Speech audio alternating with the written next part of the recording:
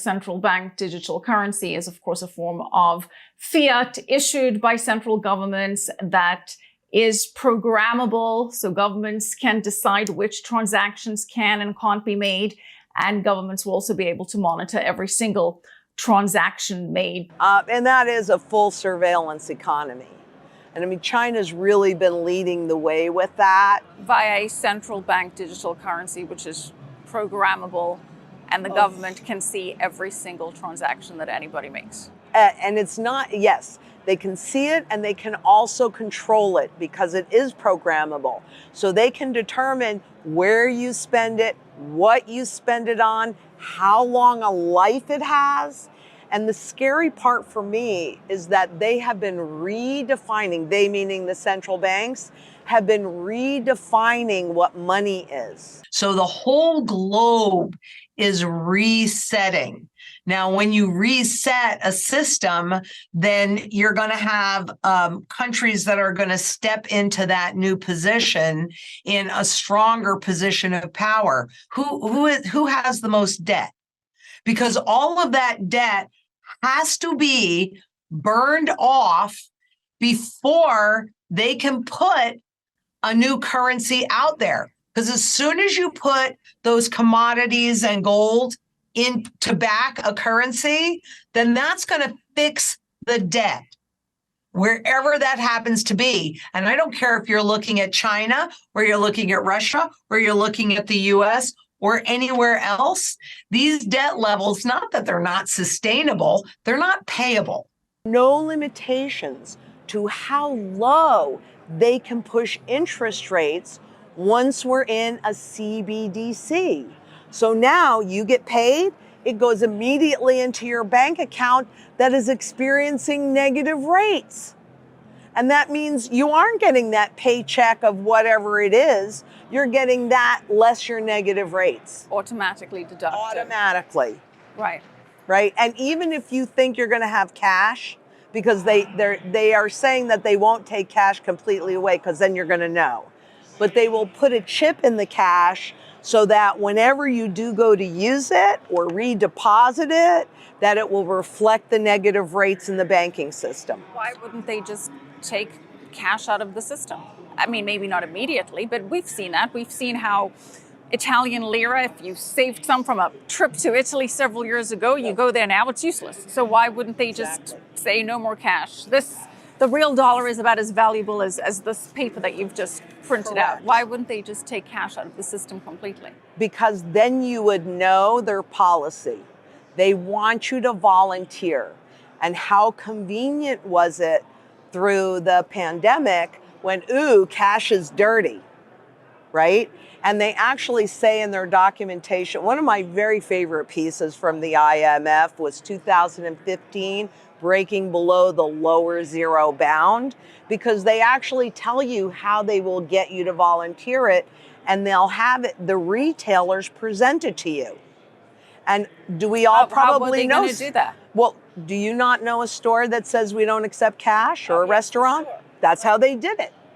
Because now all of a sudden cash is dirty. So we vote with our wallets, we vote with our purses. So when there is a store that won't accept cash, whether or not I choose to use it is not relevant, right? If they won't accept it, I don't shop there. This is my opinion. I cannot prove this. But, the assumption is that the Federal Reserve always wants things to continue on and continue on. But I think they only needed to continue on until they have those CBDCs and everything in place to shift us into a new system. Also, going back to the IMF, one of the goals that they have is to have all titles to all of your assets held in digital form on your phone.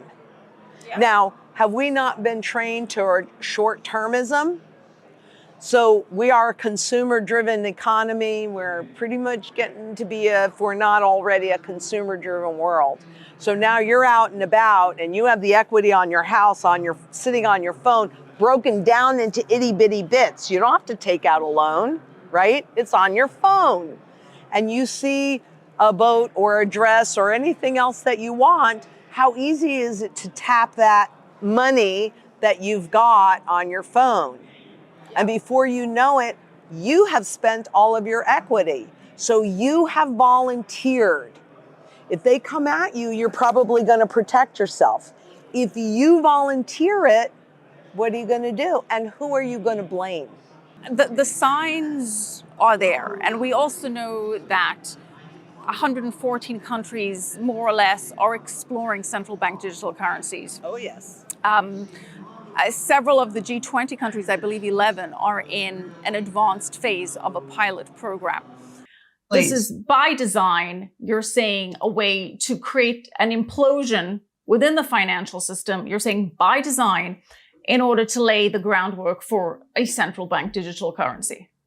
And more than that, a complete social, economic, and financial reset of the system. Yes. And I've been saying. Yes, you have. You have indeed. And again, I always like to say by design, who is the mastermind of this design then? The BIS, the IMF. So these are all unelected officials, central bank heads, treasury secretaries. So the World Bank, the World Economic Forum. So it's the 1% at the top. They wanted to do two things, and they were very clear. If you read the documents when they were putting this whole fiat money system together, they knew that people marry the legal money of the state. So the dollar's never going to go away. No, it'll just be a different dollar, same name. So digital dollar, right? And they also knew that people don't understand inflation, and inflation causes nominal confusion. They want things to look as normal as possible. And they say this, we know how to do this.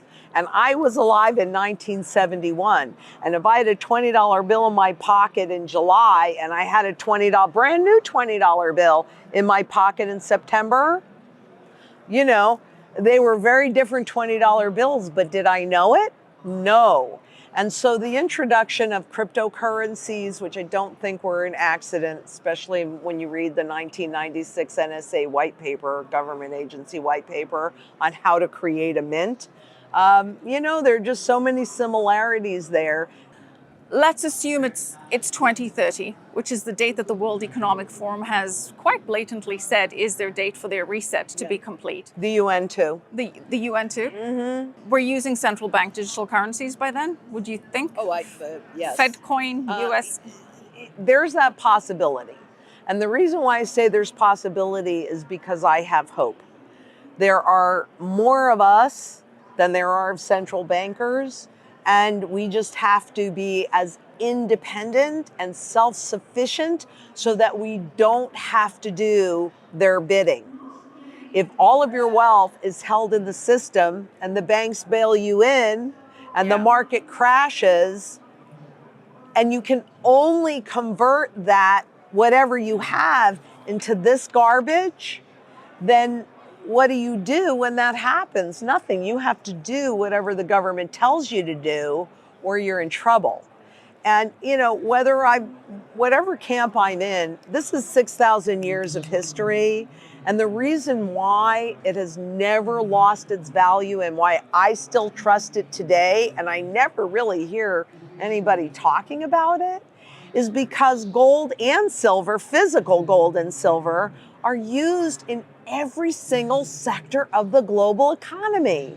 And that means that of all assets, they have the broadest base of functionality and the broadest base of buyer. I want to circle back because I'm watching the CBDC angle very carefully. So you're saying that you think that there was an incentive to bail out Silicon Valley Bank intentionally because you believe that some of the players there may be important to the technological rollout of a potential central bank digital currency? Yes, I do. Well, considering that it's the technology companies and Silicon Valley that got bailed out, it's logical. They're systemic, and they had a lot of, 97% of their deposits were uninsured deposits. Yeah. they got bailed out at 100%. Kind of reminds me of when we bailed out AIG 100%, and their counterparties on those derivatives were Goldman Sachs, all the usual players.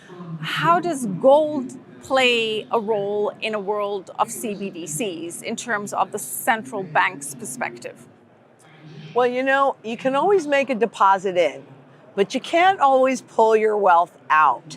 So gold for me, I have a whole strategy that I developed just based upon currency life cycles and those repeatable patterns. It's not rocket science, it's actually pretty simple.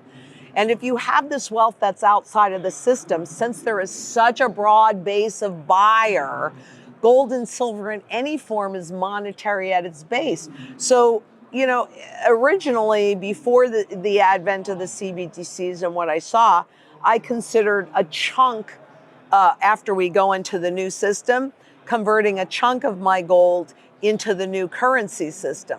But CBDCs, I don't think so. So I will hold my gold outside of the system and then just liquidate it as I need to, so that it always retains its purchasing power.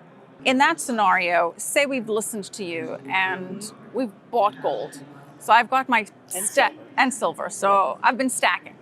How do I practically engage in the economy? How do I practically use that gold? Do I go back? Is it peer-to-peer? You're going to have to liquidate it into the current currency. So I sell my gold to whoever is buying it to convert it into a central bank digital currency, to governmental agencies. Correct. Yeah, that's how you do it, just like you do it today. This is not our tool of barter today. This is our tool of barter.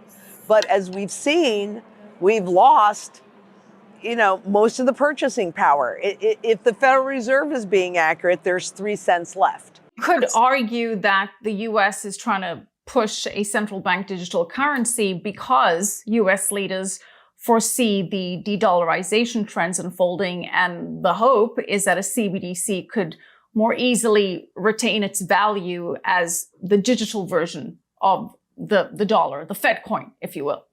I definitely do not see the CBDCs retaining their values. That really is about control, and it's also about the ability to take away principal.